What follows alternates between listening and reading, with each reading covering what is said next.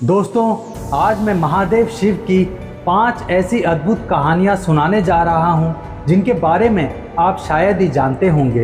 ये कहानियां शिव के जन्म से लेकर कैलाश पर्वत के रहस्य तक उनके अस्तित्व के कई गहरे राज खोलेंगी। हम जानेंगे कि अगर शिव जी का जन्म नहीं हुआ तो फिर उनका रूप क्यों है? क्या कैलाश पर्वत सच में उनका घर है या कोई और रहस्य है? यह यात्रा सिर्फ एक कहानी नहीं बल्कि ज्ञान की एक खोज है जो आपको शिव के विराट स्वरूप का परिचय देगी। भगवान शिव का जन्म और आदि अंत का रहस्य। यह कहानी उस समय की है जब सृष्टि की रचना हो चुकी थी और भगवान ब्रह्मा और भगवान विष्णु के बीच यह बहस चल रही थी कि उनमें से कौन सबसे महान है। ब्रह्मा जी ने कहा कि मैं सृष्टि का रचयिता हूँ, इसीलिए मैं सबसे महान हूँ। वहीं विष्णु जी ने कहा कि मैं सृष्टि का पालनहार हूँ, इसीलिए मुझसे बड़ा कोई नहीं। जब दोनों के बीच बहस समाप्त नहीं हुई तो अचानक उनके बीच में एक विशाल, चमकीले और अनंत स्तंभ का उदय हुआ। यह स्तंभ इतना बड़ा था कि इसका ना तो कोई आदि दिख रहा था और ना ही कोई अंत। ब्रह्मा जी ने उस स्तंभ का आदि खोजने के लिए हंस का रूप लिया और ऊपर की ओर उड़ चले, जबकि विष्णु जी ने वराह का रूप धारण किया और उनका अंत खोजने के लिए पाताल की ओर जाने लगे। दोनों ने हजारों वर्षों तक यात्रा की, लेकिन न तो ब्रह्मा जी को उनका शिखर मिला और ना ही विष्णु जी को उनका आधार। जब वे थक कर वापस लौटे तो उन्हें उसी स्तंभ से ओम की ध्वनि सुनाई दी और उनके बीच से भगवान शिव प्रकट हुए। शिव जी ने मुस्कुराते हुए कहा कि तुम दोनों ने जिसका आदि और अंत खोजने का प्रयास किया वह मैं ही हूँ। मैं ही आदि हूँ और मैं ही अंत हूँ। मैं ना तो जन्म लेता हूँ और ना ही मेरा कोई अंत है।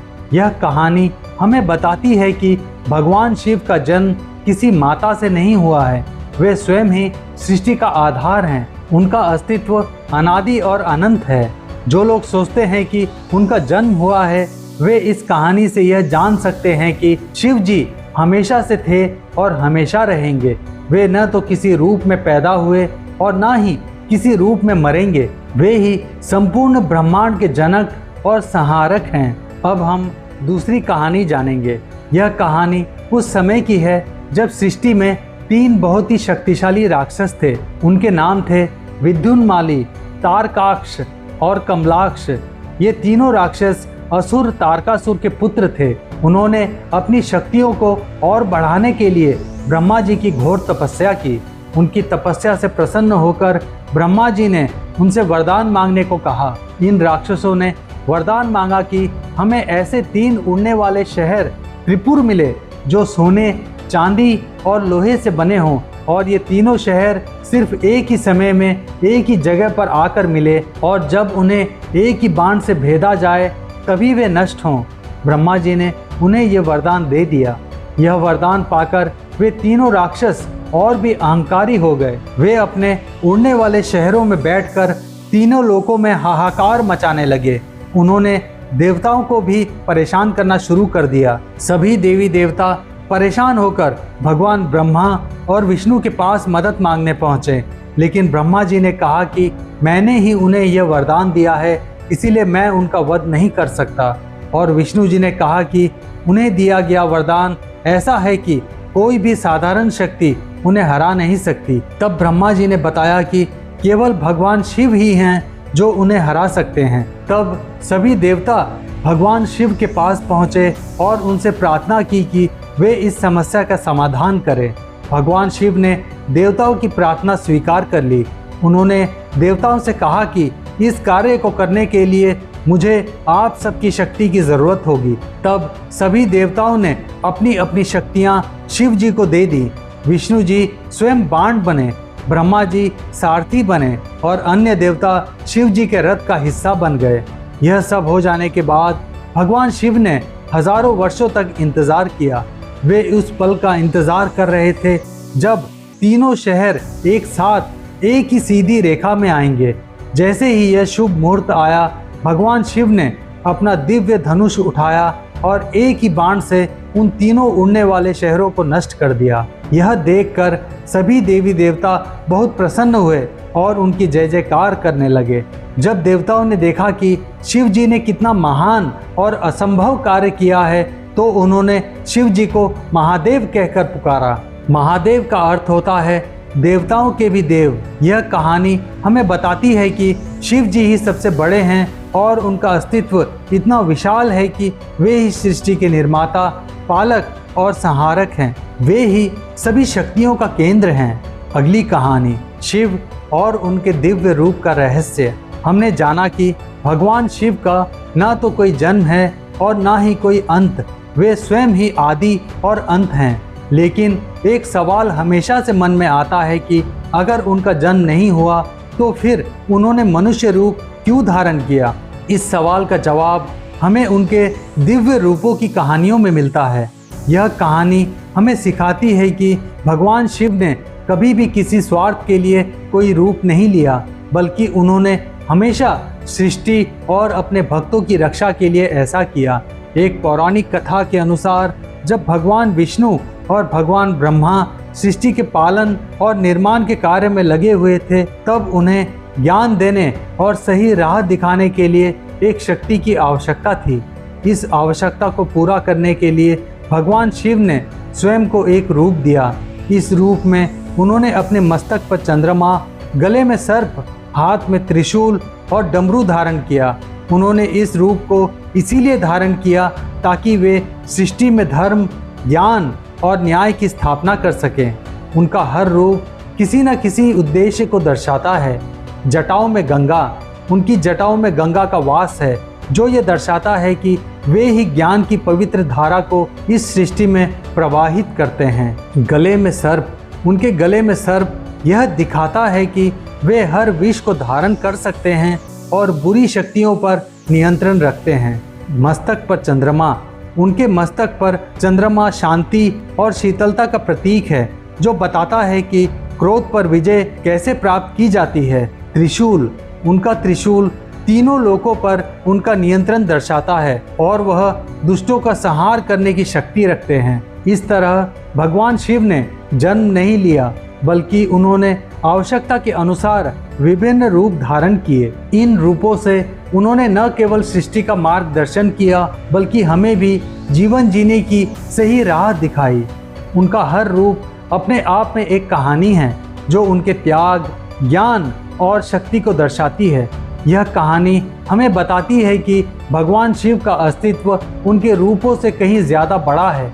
वे निराकार होते हुए भी अपने भक्तों के लिए साकार रूप धारण करते हैं। वे ही एकमात्र ऐसे देवता हैं जिन्होंने जन्म लिए बिना ही संसार को अपना सार दिया। एक बड़ा सवाल जो हमेशा लोगों के मन में रहता है कि क्या सच में भगवान शिव कैलाश पर्वत पर रहते हैं, और अगर हाँ तो क्यों? पुराणों के अनुसार कैलाश पर्वत सिर्फ एक पहाड़ नहीं, बल्कि एक दिव्य स्थान है जो स्वयं शिव का ही एक रूप है। शिव जी ने कैलाश को अपना निवास इसीलिए बनाया क्योंकि यह पृथ्वी का केंद्र बिंदु माना जाता है। यहाँ का वातावरण और ऊर्जा ऐसी है जो ध्यान और साधना के लिए सबसे उत्तम है। कैलाश की ऊर्जा इतनी शक्तिशाली है कि यहाँ पर कोई भी व्यक्ति ज़्यादा देर तक नहीं रह सकता, और यही कारण है कि आज तक कोई भी कैलाश की चोटी पर नहीं पहुँच पाया है। एक कथा के अनुसार जब रावण अपने अहंकार में चूर होकर शिव जी को लंका ले जाना चाहता था, तो वह कैलाश पर्वत को ही अपनी भुजाओं में उठाकर ले जाने लगा। जैसे ही रावण ने पर्वत को उठाया, शिव जी ने सिर्फ अपने पैर के अंगूठे से पर्वत को हल्का सा दबा दिया। रावण उस भार को सह नहीं पाया और उसकी भुजाएं पर्वत के नीचे दब गईं। रावण की सारी शक्ति और अहंकार एक पल में चूर चूर हो गया। इस घटना के बाद रावण को अपनी गलती का एहसास हुआ और उसने शिव तांडव स्तोत्र की रचना करके शिव को प्रसन्न किया। यह कहानी हमें बताती है कि कैलाश पर्वत कोई साधारण पहाड़ नहीं, बल्कि स्वयं शिव की शक्ति का प्रतीक है। यही कारण है कि जो लोग कैलाश की परिक्रमा करते हैं, उन्हें भी कई तरह के अलौकिक अनुभव होते हैं। वैज्ञानिक भी मानते हैं कि कैलाश के आसपास का वातावरण, उसकी चुंबकीय शक्तियाँ और ऊर्जा का स्तर बाकी दुनिया से बिल्कुल अलग है। इसलिए यह कहना गलत नहीं होगा कि शिव जी कैलाश पर्वत पर रहते हैं, लेकिन यह बात सिर्फ शारीरिक उपस्थिति तक सीमित नहीं हैं। वे कैलाश में इसीलिए रहते हैं क्योंकि वह स्थान उनकी ऊर्जा और शक्ति का केंद्र है। वे ही कैलाश हैं और कैलाश ही शिव है। अब हम जानेंगे कैलाश पर्वत और रावण के अहंकार की कहानी। हमने जाना कि भगवान शिव कैलाश पर्वत पर क्यों रहते हैं और वह स्थान इतना पवित्र क्यों है। लेकिन कैलाश पर्वत की महिमा सिर्फ शिव के निवास तक ही सीमित नहीं है। यह पर्वत अहंकार को तोड़ने का भी प्रतीक है। इसकी सबसे बड़ी कहानी लंका के राजा रावण से जुड़ी है। एक पौराणिक कथा के अनुसार रावण बहुत शक्तिशाली और विद्वान था। उसने अपने अहंकार में आकर सोचा कि अगर वह भगवान शिव को ही अपने साथ लंका ले जाए तो वह तीनों लोकों में सबसे महान कहलाएगा। इस विचार के साथ रावण ने अपनी सारी शक्ति का उपयोग करके कैलाश पर्वत को ही अपनी भुजाओं पर उठा लिया। जब रावण ने कैलाश को उठाना शुरू किया तो पूरी सृष्टि हिलने लगी। देवी देवता भयभीत हो गए। तब शिव जी ने मुस्कुराते हुए देखा कि रावण क्या कर रहा है। उन्होंने अपने दाहिने पैर के अंगूठे से कैलाश पर्वत को हल्का सा दबा दिया। बस इतना सा दबाने से ही रावण की सारी शक्ति नाकाम हो गई। पर्वत के नीचे दबकर रावण की भुजाएं बुरी तरह से कुचली गई और वह दर्द से चीखने लगा। रावण को अपनी गलती का एहसास हुआ। उसका अहंकार चूर चूर हो गया। उसने तुरंत अपना दुख दूर करने के लिए भगवान शिव की स्तुति करना शुरू कर दिया। उसने 7 दिनों तक अपनी कला और संगीत का उपयोग करके एक अद्भुत स्रोत की रचना की, जिसे आज हम शिव तांडव स्रोत के नाम से जानते हैं। जब रावण ने इस स्रोत को गाया तो शिव जी उनकी भक्ति से बहुत प्रसन्न हुए और उसे क्षमा कर दिया। उन्होंने रावण को उसकी भुजाएं वापस दी और उसे मुक्त कर दिया। यह कहानी हमें बताती है कि कैलाश पर्वत सिर्फ एक भौतिक स्थान नहीं बल्कि भगवान शिव की अपार शक्ति और विनम्रता का प्रतीक है।